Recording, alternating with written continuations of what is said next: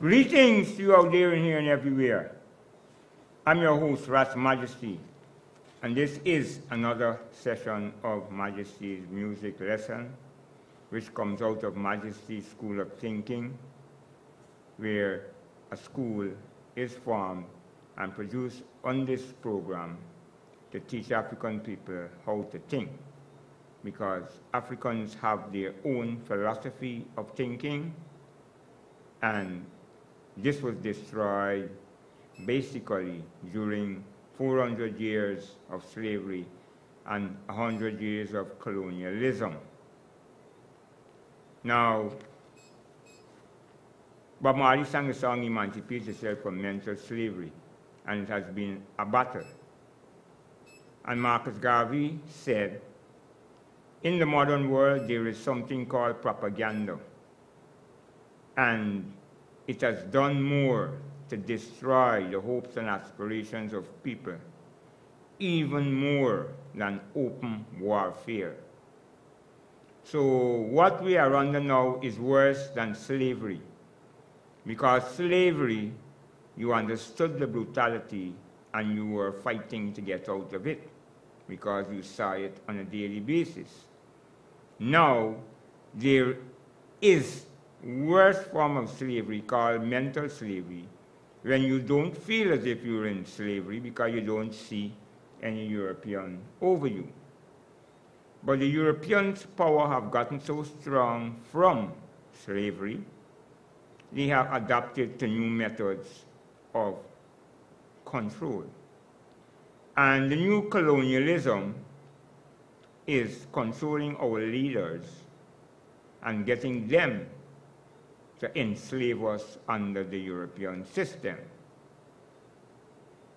which, in reference to that, or the construction of the IMF, Mr. Barnum said, former executive president, said, the recipe of the IMF is a recipe for riot. Meaning they want the people to riot on me, for me to put those conditions on them. And the whole program is to keep you in the mental state of being weak, being in slavery, being inferior. And everything is in the dictionary. And here, if operator give me a little focus, this is what came from the Second Congress, which was the address of the leader of the PNC, R. The PNC at that time, there was no R, no reform, which I call a deform, because a reform is supposed to be improvement. That's what the dictionary have, but instead, we went backwards. As you could see, Burnham had Victoria at the back of the gardens, but now Victoria is back over our Justice Department, even though we brought down the Union Jack and put up the Golden Arrowhead, and moved from independence, still being under the Privy Council of England, towards republic, which means we are totally unattached, non-aligned to anyone. We are our own sovereigns. And that's why our Constitution speaks of sovereignty belonging to the people, meaning we are sovereigns. Now, operator, could you give me back some focus on the board? Now, I don't know if you can see it clearly as I can, but here, this is a Chapter 12 of the Second Congress, which this booklet is of the leader's address to the Congress. And in this 12th chapter, he's speaking about cultural emancipation. Now, he's saying here that is not surprising, for ours has been the first Guyana government to undertake seriously the task of changing Guyana into a socialist state. This implied more than economic changes, more than seeking to end man's alienation, not only from production and product, but also from himself. In the colonial and capitalist era, his culture, his way of life was frowned upon and were made criminal offenses, right? In the colonial capitalist era, his culture, his way of life was frowned upon and considered inferior. In some cases, it was ridiculed, and his cultural expressions were made criminal offenses. This clearly was cultural imperialism. The PNC decided, especially after experiments at congresses like these, to encourage local culture and cultural expressions, regardless of their origin. And the results were most astoundingly refreshing. Socialism and the stultifying of a people's culture are mutually inconsistent. And that is why, in spite of opposition, we have persisted today. We have persisted, and today we see Carifesto and Guy-festo. There still remains a large segment, a straight lifting of European images and imagery, but in many cases there has been original adaptation. As this process continues, not only is there an enrichment, but also a new self-confidence and pride, which makes it even easier to appreciate other people's culture and cultural expressions. A few dogmatic, blinkered, so distant socialists miss all this and fail to realize that a man is a whole man. He has to have a culture, a consciousness, a thinking. Hence, Majesty School of Thinking, which no one can change the thinking of a man who knows what is his culture. Now, sovereignty belongs to the people. And really, just to prove the point, could you give me some focus, operator? Here we have, from the dictionary, the Webster Dictionary, the word white. And start with having the color produced by reflection of all the rays of solar spectrum, as the color of pure snow, lighter, comparatively light in color, white wine, bloodless, ashen, white with rays, very fair, blonde, silvery or gray, as with age, snowy, wearing white clothing, white nuns. But it goes on and comes down to this part here, which is the one I want you to see. Well, let me go on. White clothing, white nuns, not malicious or harmful, a white lie. That's like Trump. Innocent, pure, unmarked by ink or print, blank, having a light-colored skin, Caucasian. And then here is what I want you to know. Of, pertaining to, or controlled by Caucasians, the white power structure. It's there in the dictionary, the white power structure. That's what white means. If you didn't know, they have it in the dictionary for you to know what is their thinking. And this is what I'm telling you about culture. What is their culture? What is our culture? To bow on the whites. This is our culture that they teach to us. And our leaders have adopted. And it's a new form of slavery where you control the leaders and they keep the people in slavery under white supremacy, called the white power structure in the dictionary. So our Constitution says sovereignty belongs to the people. And in other places mentions about sovereign, right? So I have the dictionary's understanding of sovereign for people in Guyana to know who I am, and they refuse to be. Some of them. Now, operator, could you give me some focus? Sovereign, S-O-V-E-R-E-I-G-N.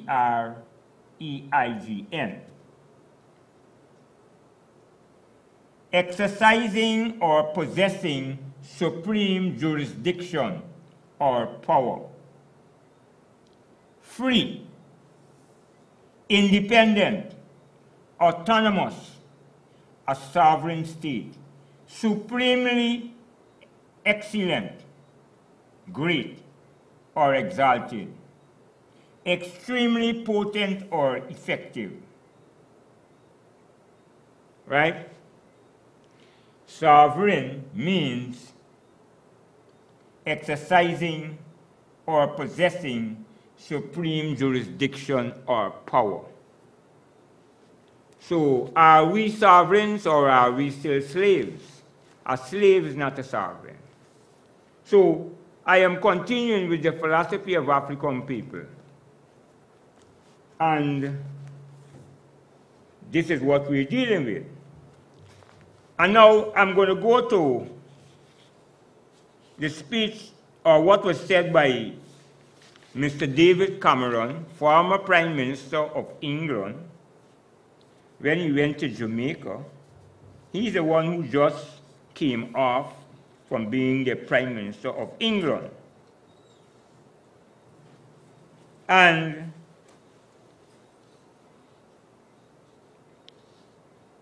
he says that England will not be paying reparations. That's what he says here.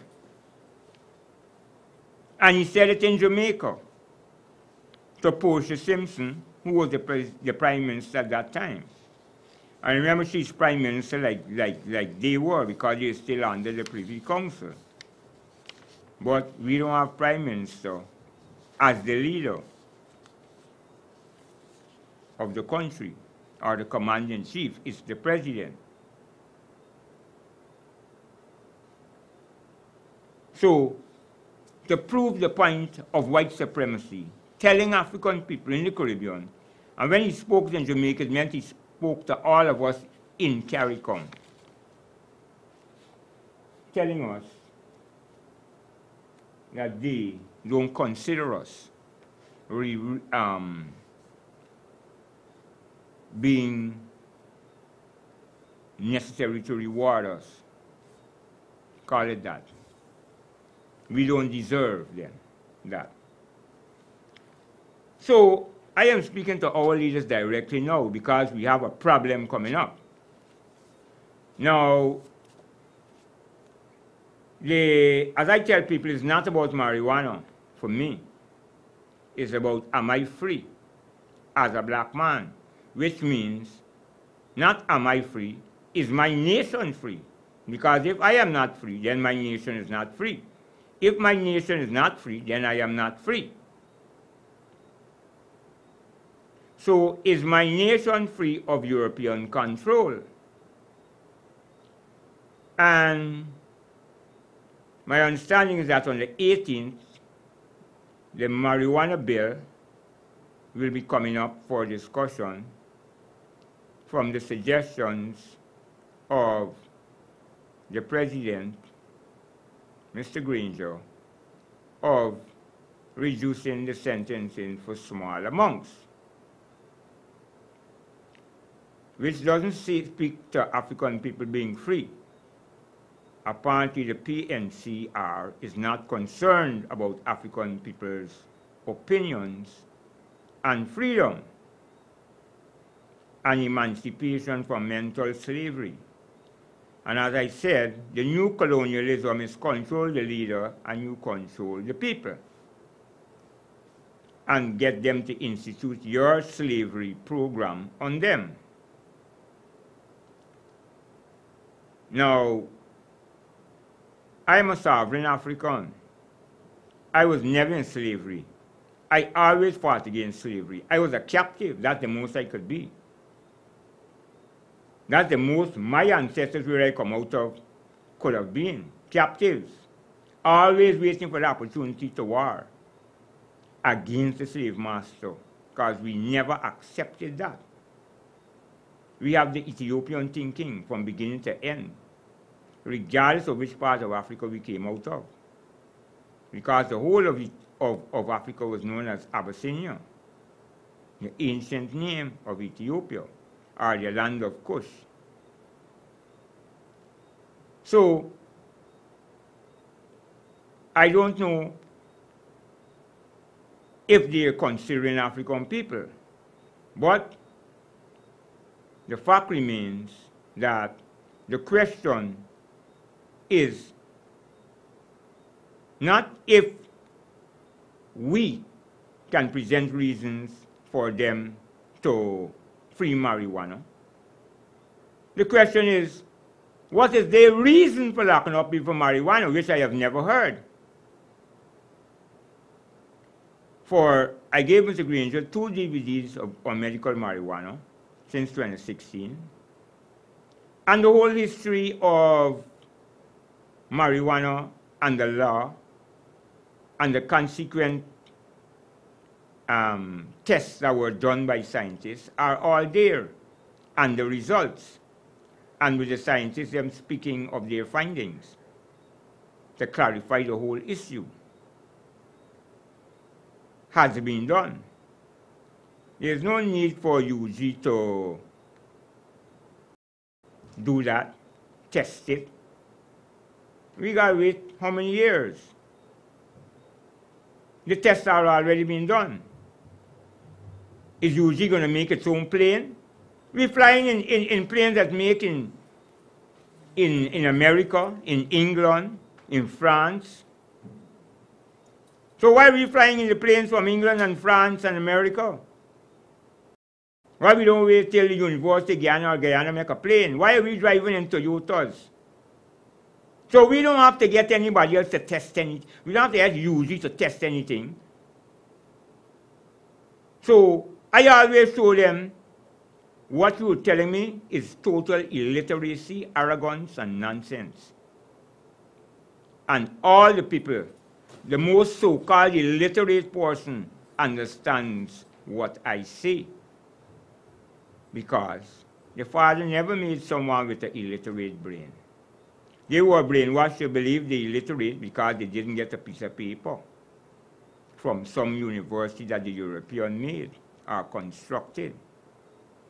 But knowledge don't come from universities. Knowledge comes from the universe that the Almighty created. And they take it and put it in books and teach people parts of that knowledge in universities and give them a grade. Anybody can do that. I can teach people from Majesty School of Thinking and give them a grade. And they'll probably be better than even those in university. I just got to go into the appropriate field. That's all. Because what man can do, man always do. And the Chinese have their own university, don't they? Everyone got their own university. So Guyana is trying. The only problem is Guyana's standard of inferior thinking. The Chinese don't think inferior, so they will produce a superior educational institute, university. If you have superior thinking like me, they would have that. The father made superior thinking. unless he's a clown. And I haven't found that to be so. Yes, I would have looked at myself as that also. And I would have looked at you as that also. But I have great expectations of you all. But you all kind of want to defeat that expectation of me. I have no problem with that, because as a man thinketh, so is he. And if you think inferior, I will tell you, because that is what happened to me at 11 years old. An expectation was put on me that I had to fulfill by people who are much older than me and with master's degrees. So if at 11 years old, I can adapt myself to that level, then I will not tolerate it from people who are 30, 40, 50, 60, and older years old. They mean you have not learned. I have here a book, because some people forget who are African people. This book is Blacks in Science. It was written by a Guyanese, Mr. Ivan van Sertima, documenting blacks in science all over the world. So, Africans who do not have a scientific head don't need to be in charge of African people. And a scientific head, and to have a governmental head, you have to have a scientific head. And that's our problem right now in black society. We have people who don't have governmental heads, but they lead in. So what? So the Europeans make this simple university education where you turn a career opportunity, you produce a career opportunity, maybe a lawyer, maybe a doctor, and make you a leader of people. Make you as if you have a governmental head. No, leading people is a different thing. I ain't doubt you could have a pen of chickens, a pen of fowls, a bird in a cage, a couple of dogs. But people, you certainly ready to lead people? Yeah, I mean, you could have some cows in your backyard.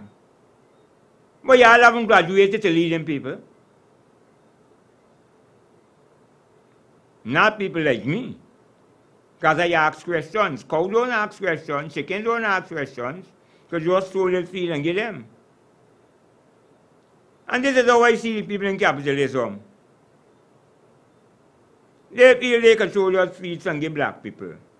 No real black people leader will come up and accept that. And that's why I speak of William Forbes and Bonham all the time. Because I examine what he gave to African people and the rest of Guyana. That's why I don't tolerate people tell me what 28 years is a disaster. Maybe 7 that Height ruled. Not the 19 that Bonham ruled. Because I started to run off all the things that he did. And I told people at least 70, 80 different products you were producing. So, we have a scientific brain. And the inferior PNC, who see us as inferior people and don't know our capacity, unless they improve, aren't capable of leading African people. Because you have to set a standard for people. And the standard got to come from the leaders. Leading by example. As His Imperial Majesty said, the world is well supplied with people who like to rule and dominate others. But the true leader is of a different sort. He seeks effective activity towards leading the society to a beneficent purpose. Tell black people as leaders, they would be performing a beneficent purpose. Their head would be stable, they would be calm, they would be cool, they'd be happy. Because those are the properties of a real leader. Calm, collective, and cooperative. The leader has to be calm. that means he's confident. Collective means he can deal with everything and everybody. And cooperative, that means he knows how to deal with people, the most valuable resource in the earth. And black people is the number one business in the earth, bigger than oil and Exxon and all of them. The white man would not throw black people aside, no matter what you see. White man, just leave us alone now. No. Why you want to control our leaders? Because we're the most valuable. It's common sense. You got to get a Willie Lynch letter and see the devised means of keeping black people for 1,000 years. He said this system should work for 1,000 years. Keep black people divided, fighting each other. Now, where it concerns the marijuana issue, the Almighty has a language, you know. I call it the God's language. It's different. For example, when he speaks of the herbs in the beginning, this is what he said.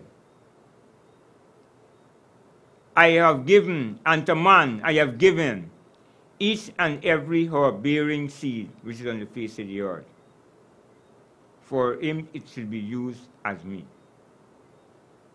He didn't say each herb bearing seed. He did not say every herb. He didn't say every herb bearing seed. He said each and every, because that's the God's language. When God speaks, he don't speak halfway. It's a complete. And if you know it complete, he doubles it to know that you're complete. Each and every herb bearing seed which is on the face of the earth. Each and every, Mr. Granger, each and every. Do I have to get Mr. Dropal, my English teacher? There was a problem whereby if you come to English class without dictionary, hope that you didn't ask the dictionaries. Hope. Because if you ask the dictionary, you look around to see who brought and who didn't brought out the class. Anytime you come to English class and you ain't got your dictionary, out. That's why I never took it out of my bag. I left it in there. No matter how heavy it was. I never took it out of my bag. I avoided the problem. Every day was in English, maybe 3 days a week. But I left it in my bag. I never take it out. Because when I take it out, you forget to put it in. So I used to leave just one book I left in the bag all the time, no matter how heavy it made the bag. because it was thick. So I need to go to that DVD on medical marijuana because I only was able to play 20 minutes or less or around that the last time, right? And I got to play at least half hour today. I see my time is already gone to about 28 minutes left. Now, it stopped at the critical part when he was describing cigarette and marijuana and the differences and the similarities. And it looked like they were kind of similar. But then that's when the program had to stop and he didn't get to complete it. So I really want you to see that part. Operator, could you go to that DVD, please?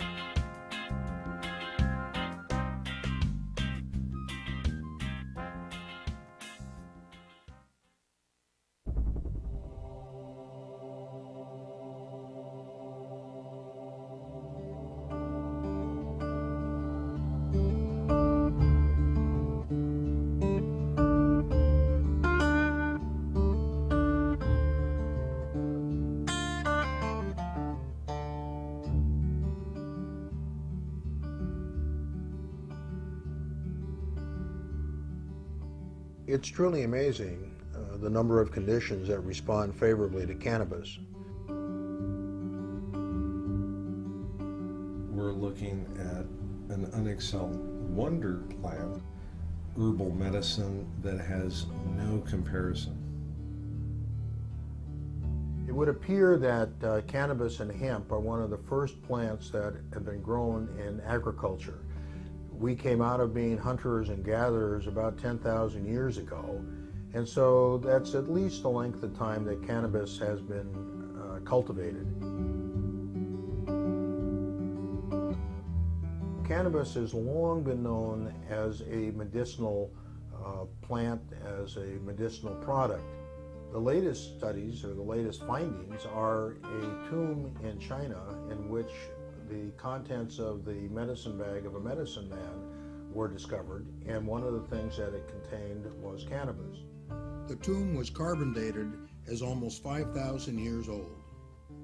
The conventional wisdom, which goes to the oral history of China, is that the Emperor Shan wrote the first Chinese Materia Medica, and that it contained cannabis. He is alleged to have written it in 2637 BC, which would be almost 5,000 years ago. The oldest known copy of that goes back to somewhere between 100 BC and 100 AD. The oldest actual written record of the use of cannabis as a medicine is found in the writings of the Indian, as in India, Ayurvedic medicine, in which that a piece of history is dated at somewhere between 1100 and 1700 BC.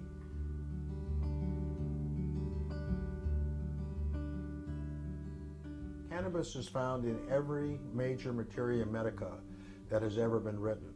That includes the Ebers Papyrus from Egypt. It includes the writing of Dioscorides, who was Nero's doctor. And his Materia Medica was used for over 1,000 years. And it was included in the United States Pharmacopoeia from 1854 until 1941. Marijuana has been a medicine for a lot longer than it hasn't been a medicine. Evidence suggests that it was used in northern China for either shamanistic purposes, religion, or healing. And the culture of cannabis as medicine moved across the world. India was very big in the use of marijuana, and it was from India that W.B. O'Shaughnessy, who worked for the British East Indies Company, picked up cannabis and brought it to the United Kingdom, where apparently it was Queen Victoria's favorite treatment for her menstrual cramps.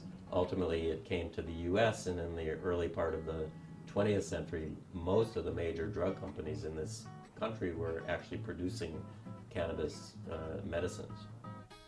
Up until the beginning of the 20th century, cannabis was probably the second or third most commonly used medicine in the world. Cannabis was found in patent medicines that were manufactured by such familiar names as Eli Lilly, Squibb, Merck, Parke Davis, Smith Brothers, the Smith Brothers cough drops. And it was available powdered, chopped, whole, and as tinctures. It was only in 1937 when Congress enacted the Marijuana Tax Act that imposed a levy of $1 an ounce for the use of medical marijuana that was the beginning of the end for marijuana as a medicine in the United States. It was in 1942 that it was totally removed from the U.S. Pharmacopoeia, or the formulary, but up until 1942, physicians could still write prescriptions for cannabis. So, marijuana hasn't been a medicine for 68 years in this country, but it has been a medicine in the world for 3,000 years. There was the misconception that use of marijuana led to debauchery and physical violence, and for that reason, I guess the investigator, I guess we were probably more conservative than we are now. That's hard to believe. So it was considered the way alcohol was considered back in the time of Prohibition. And so it was prohibited, all uses of marijuana, because it had been used medicinally as well as for recreationally. So all uses were declared illegal, and marijuana then was given the status of a Schedule I substance, which means a substance without any recognized, any demonstrable therapeutic effects, as opposed to cocaine, which was also declared illegal for recreational use, but it still had medicinal properties as a local anesthetic, for which it is used today, to this day. And that's Schedule II.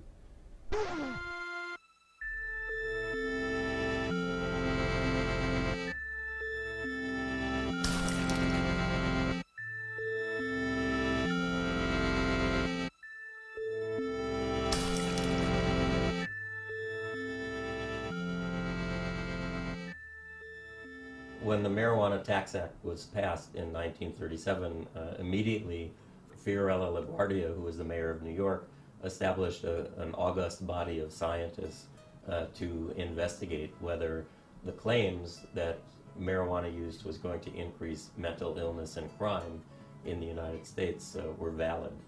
And the LaGuardia Commission report was issued in 1942, and they concluded that marijuana was a good medicine, and that the claims that its use would increase crime and mental illness were unsubstantiated.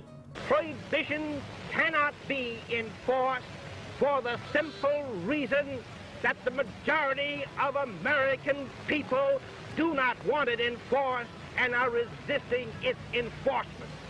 That being so, the orderly thing to do under our form of government is to abolish a law which cannot be enforced, a law which the people of the country do not want enforced. That sentiment was repeated in 1972 when the Nixon Marijuana Commission wrote their report.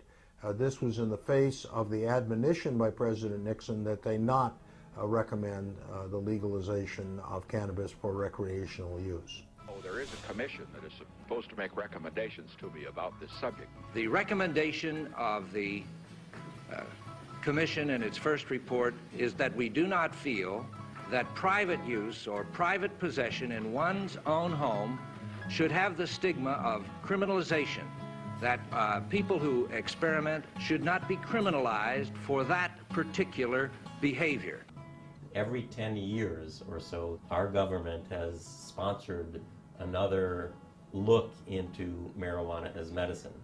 The last one actually now being 1999, when the Institute of Medicine did it. And every 10 years, these august bodies come up with the same conclusion, that there's medicinal value to marijuana, and its adverse effects and addictive potential and gateway drugness are overstated. And for some reason, every 10 years, these reports go, I don't know if they're ignored, but they certainly don't seem to change policy. In 1974, a fellow with glaucoma who was going blind named Robert Randall was arrested for possession of marijuana. He had found that using the marijuana had diminished the symptoms that he was having, and it was later found by both Johns Hopkins and the Jules Stein Eye Institute at UCLA that this was the only thing that would preserve his eyesight. And the federal government then agreed to provide Mr. Randall with marijuana for medical purposes. He had made an agreement, or the government thought he had made an agreement, not to tell anybody about this. Well, as soon as it happened, he told as many people as he could, and began to spread the word, and people began to apply for this program, which was called the IND program. At one time, there were as many as 15 Americans who were receiving 300 hand-rolled marijuana cigarettes a month from the federal government. And there were another 35 people who were approved for the program. In 1989, the first Bush administration decided that they needed to review this. They were concerned that too many people were applying for the program, and if too many people got on it, the public might get the, quote, wrong idea that marijuana actually had some medical value, which of course it actually does have some medical value. Just prior to that time, in 1988, the chief administrative law judge of the Food and Drug Administration issued a ruling recommending that marijuana be rescheduled from Schedule 1 to Schedule 2. In his ruling, he found that marijuana was one of the safest therapeutic agents known to man, and he stated that it was safer than eating 10 potatoes. So I've always been very careful about the number of potatoes I've eaten since then. Marijuana was widely used in the 19th century for the treatment of asthma. And in the 1970s, we found that marijuana has a bronchodilator effect. It's because of the THC in marijuana.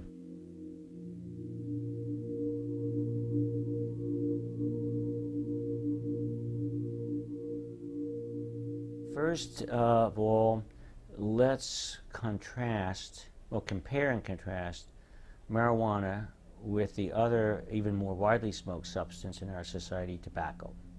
The tobacco was used more widely than any other smoked substance, and marijuana is second only to tobacco. Lucy? Yes, dear? Give me a cigarette, will you, hon? Don't say cigarettes, say Philip Morris. Oh? Is there any other kind? Not for you, there isn't. Nothing but the best for Mr. Ricardo.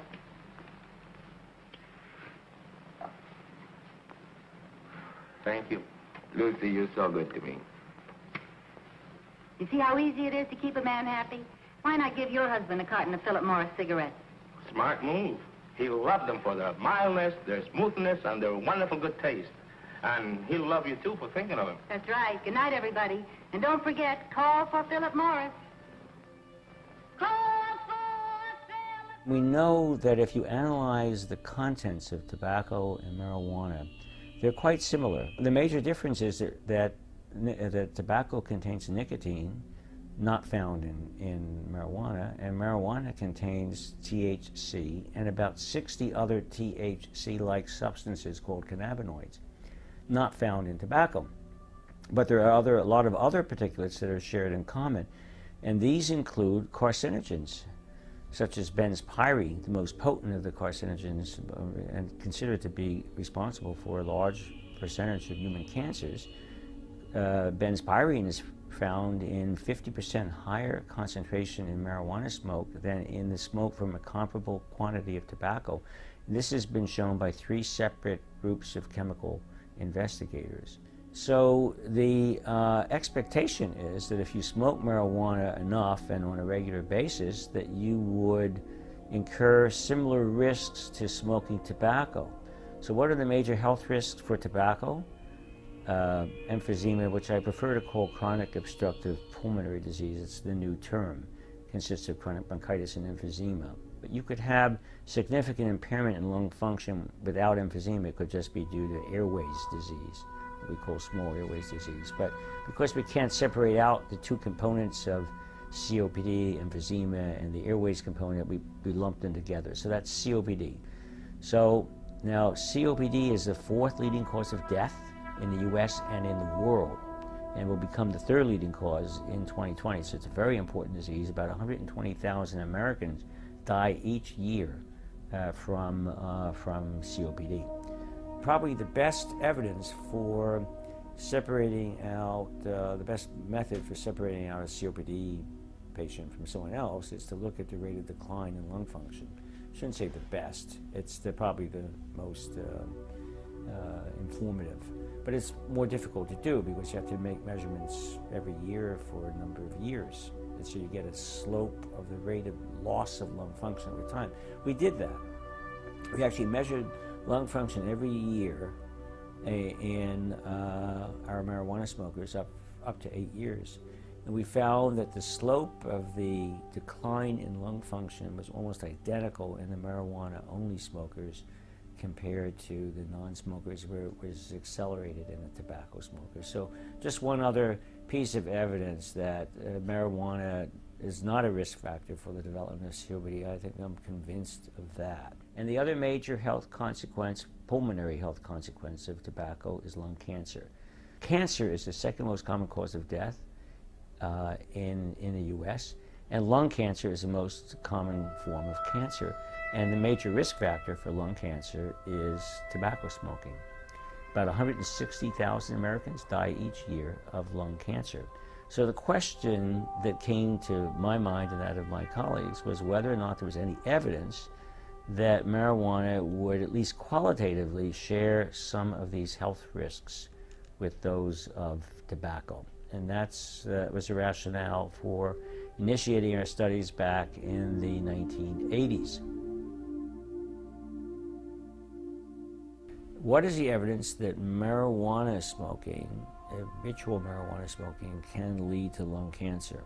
With respect to the development of lung cancer, we found no evidence of any increased risk of lung cancer occurrence in association with marijuana smoking alone. The marijuana smokers, if anything, had a reduced risk for developing lung cancer. Not a significantly reduced risk, but reduced less than one-fold, so that means reduced. Whereas the tobacco smokers had a markedly increased risk. If those who smoke more than 2 packs a day had a 20-fold increase in the risk. That's 2,000%. Those who smoke from 1 to 2 packs a day had an 8-fold risk. It's 800%. So that contrasts with no risk, no increased risk, or a slightly reduced risk with the marijuana smokers. THC actually has an anti-tumoral effect. And these are studies that were done both in experimental animals and in cell culture systems, and for different kinds of cancer. For lung cancer, breast cancer, thyroid cancer, prostate cancer, gliomas, brain cancer, that the development and growth, or the growth actually of the tumor is suppressed by THC, and metastases are also suppressed. So how can that be? Well, THC impairs protein synthesis, and it's what we call anti-mitogenic or anti-proliferative. You need, so tumor cells don't as readily proliferate in the presence of THC. They're also anti-angiogenic, so they interfere with the growth and development of new blood vessels that are necessary for metastatic spread. And they also are pro-apoptotic. What is apoptosis? Apoptosis is programmed cell death. So when cells age, there is a mechanism whereby the cells die.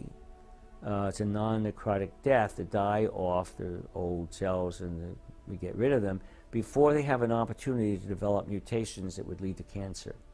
So enhancing apoptosis diminishes the risk of the cells becoming cancerous.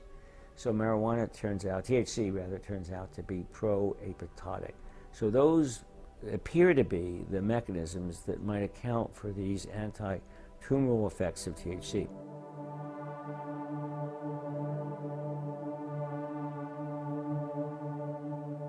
We decided to do our own case-controlled study. Funding from the National Institute on Drug Abuse, which is a major funding agency for marijuana-related research. This was the largest study ever conducted on this subject. It was very well designed. We used the Los Angeles Tumor Registry to identify, rapidly ascertain all the cases of lung cancer and head and neck cancer that were diagnosed in the LA County system. And of course, by the time we got to some of them, they'd already died or were too sick, but we got to it over 60% of them who agreed to participate and were able to participate. And we administered this questionnaire, and then we matched them to controls, the same age, socioeconomic status, that lived in the same neighborhood, using an algorithm that USC developed for this purpose, so that we could match, we're comparing apples with apples. And then we administered this detailed questionnaire, the food frequency questions, occupational history, all kinds of things. We also did molecular, we got a buccal smear so we could look at the DNA, we look at the genetics of lung cancer. So what we did was to recruit smokers, heavy smokers of marijuana, at least a joint a day for a week, and it ended up that the average smoker of marijuana whom we recruited smoked 3 joints a day for about 15 years. And that's also required that they smoke that much for 5 years. But on the average, they smoked 3 joints for 15 years. So that's about 45 to 50 joint years. A joint year is the number of joints smoked times the number of years smoked. Over the study population was, I think, between 35 and 59. I think 35 was a younger age group. Because we thought that they had to be teenagers in their early 20s at the time of the, at least in the marijuana epidemic, which was in the mid-60s. So prior to that time, very few people used marijuana, but after that time, it just mushroomed up to 1979, which represented actually the apex, the acme of use of marijuana in our society. So that's why we chose those age limits. And so what do we find? For any category of cannabis use, including heavy use we define as more than 10 joint years, but we looked at 20 joint years and 30 joint years. For every category of marijuana use, the ratio was less than 1, meaning reduced risk. It wasn't significantly reduced, but it was reduced. And the confidence intervals were not that wide, around the point estimate. So there was no evidence, and we controlled for all the known or putative factors, for socioeconomic status, concomitant, tobacco smoking, alcohol, etc. At the same time, when we did a similar analysis for the tobacco smokers, there was a huge effect of tobacco. Gee, we ought to do something, Fred. Okay? How's about taking a nap? Hey, I got a better idea. Let's take a Winston break. That's it! Winston is the one filter cigarette that delivers flavor 20 times a pack. Winston's got that filter blend. Yeah, Fred.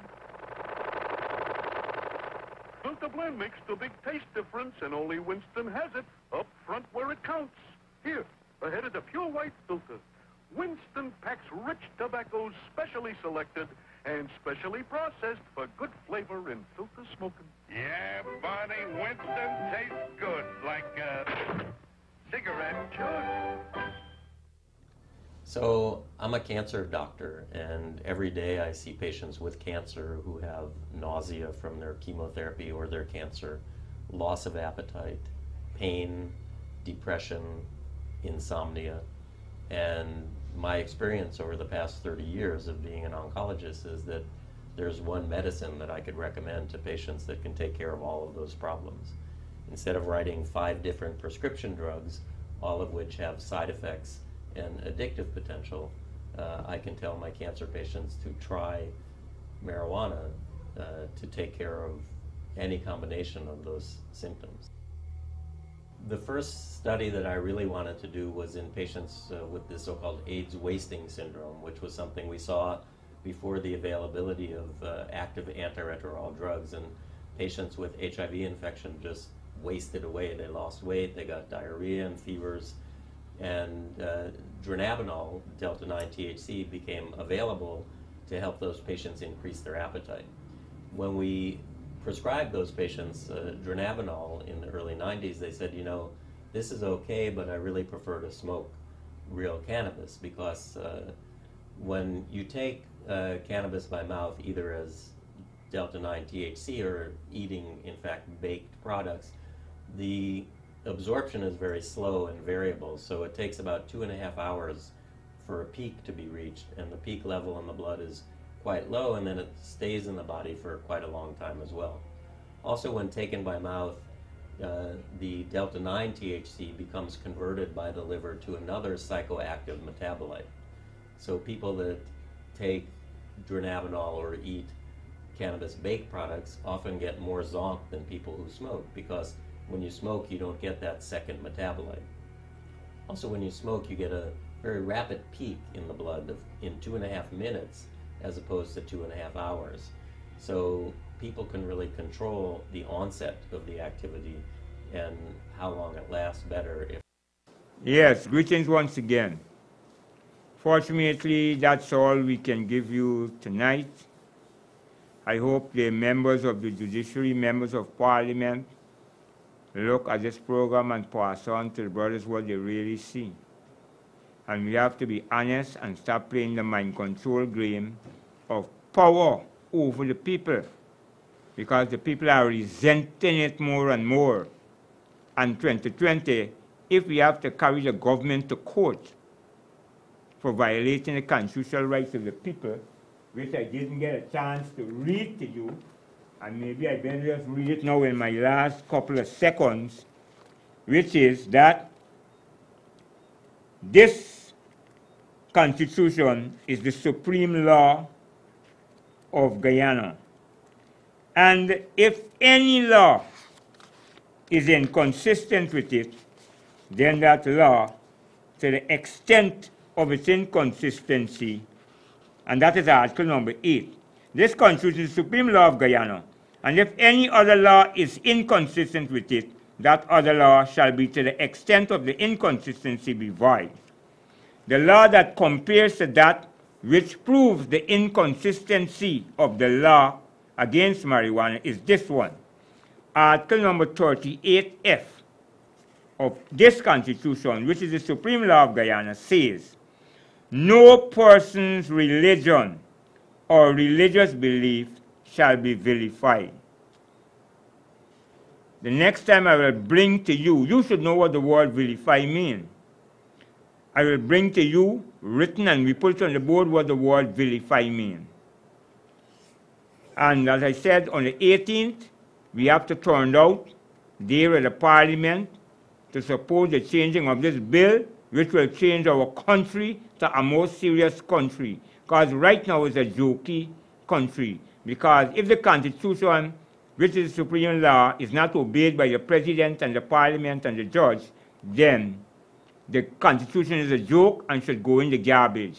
Similarly with the Bible, if it's not obeyed, that each and every law given unto man, it should go in the garbage. What I'll keep is the dictionary, which tells me what a sovereign is.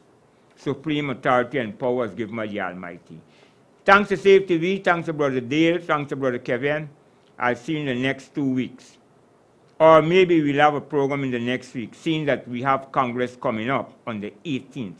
Today is the 7th, and the 14th will be 4 days. So most likely I might have a program in this week again, because on the 18th they'll be going to Parliament, and it probably is necessary. So look out for me in the next Sunday. Thank you. Thanks, Safe TV. See you in the next 2 weeks.